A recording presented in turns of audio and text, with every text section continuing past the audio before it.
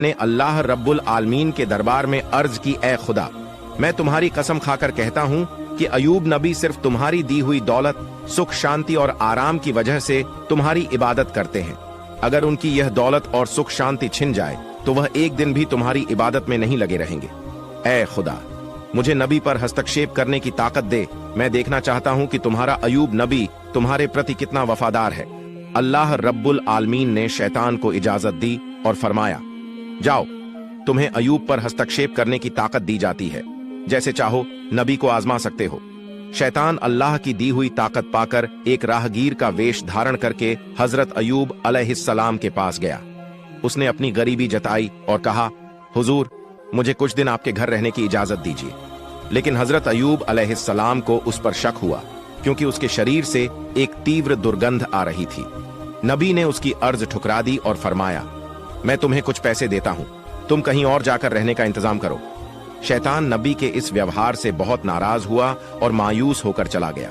फिर उसने सोचा कि नबी को नुकसान कैसे पहुंचाया जाए। बहुत सोचने के बाद उसने फैसला किया कि नबी के फल के बगीचे में आग लगा देगा। जैसा सोचा वैसा किया। एक दिन शैतान ने नबी के बगीचे में आग लगा दी। आग में कई फलदार पेड़ जलकर राख हो गए। बगीचे के कर्मचारी दौड़कर नबी के पास यह खबर लेकर पहुंचे। यह सुनकर हजरत अयूब अलैहिस्सलाम ने फरमाया, अल्हम्दुलिल्लाह, अल्लाह का दिया हुआ माल अल्लाह ने वापस ले लिया।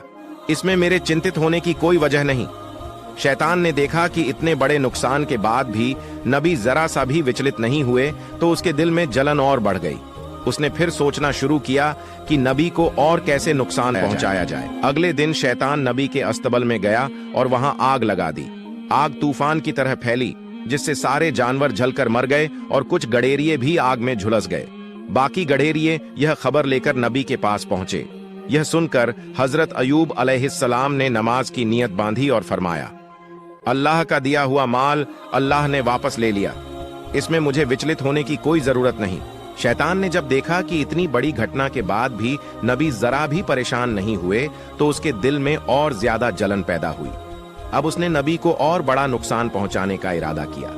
हजरत अयूब अलैहिस्सलाम के 12 बच्चे थे।